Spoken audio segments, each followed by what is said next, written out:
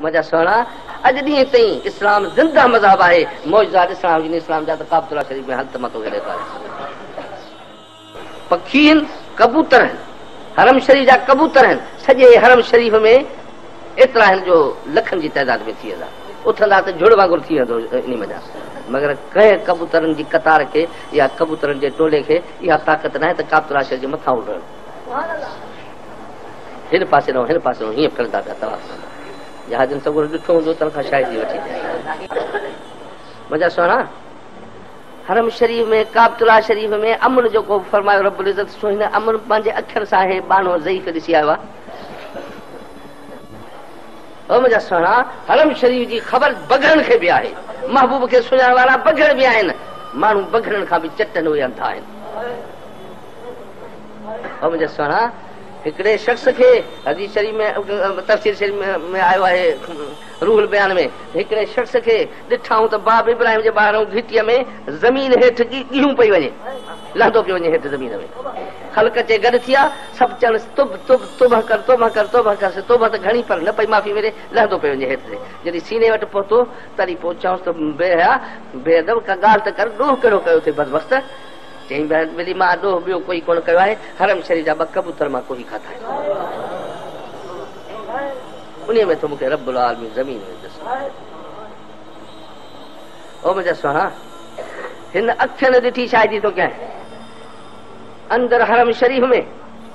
उहा संगत मुंहिंजी अञा हूंदी जिन खे मां हे ॾेखारियो शायदि तव्हांखे ॾियां। उते ॿिली हिकिड़ी अचे बच्चा कया हा, काठियूं पियूं के हरम शरीफ में कंहिं कमकार जे वास्ते उन काठियुनि में ॿिली बच्चा कया। हे आज वेठो दौर करे सुबुह जो वक़्तु आहे, ॿिली बि हेॾो निकिरी म्याऊ म्याऊ कंदी ऐं पई वञे हुन बचण पंहिंजे पासे ॾे। त कबूतर त ईअं हूंदा आहिनि जंहिंजो अवती कोन हूंदो आहे। हरम शरीफ में सॼा अङण भरिया पिया हूंदा आहिनि। उन्हनि कबूतरनि जे विचां पई लंघे ऐं कबूतर चौधारी खे घुमंदा वधनि त न कबूतरनि खे भउ थियो त कोई दुश्मन सां जी आहे जानी असली असांजे सिर खपाइण वारी त भॼी वञूं हिन खां। न वरी ॿिली खे को ख़्यालु थियो आहे त कबूतर असली मुंहिंजा कूत आहिनि मुंड खां वठी करे त को हिननि खे सट ॾेई हिन खे वठां। पोइ जो हीअं वरी हितां हीअं पासड़ो लॻे हुनजो त हीअं करे वरी ॾिसेसि, हीअं करे ॾिसी वरी अॻिते हले, वरी ॿिया लॻे वञे। हुनखे बि त भउ ई कोन हुजे न। पछाड़ी ताईं वञी हुन अंदरि पहुती, न त हे बच्चा कंदी आहे त छिती थी पवंदी आहे। मुस्लमान आहे ॾिठी तव्हां, मां उते शाहिद कया भली मथां चवनि त पंहिंजी ॻाल्हि का कई अथई।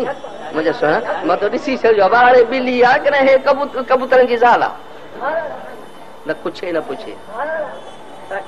ओ मुंहिंजा सुहिणा, जंहिं हंध जे मथां फी आयात बयनात मौजज़ा आहिनि इस्लाम जा ज़िंदा मौजज़ा आहिनि, जिते जानवर दरिंदा बि ईमान में आहिनि, उन हंध जे मथां तूं वञे ऐं परावा ट्रपड़ चोरायूं, वसरूं फाड़ियूं, खीसा कतरे हुननि जा त तूं तवाफ़ कंदे हितां जा लले जा हितां विया आहिनि, तवाफ़ कंदे माण्हू जा पैसा हितां कढी विया आहिनि। रब करीम जो कसम आहे, गिदड़ ॿिला कुता बघड़ गदह खिंज़ीर बि हिननि खां चङा आहिनि।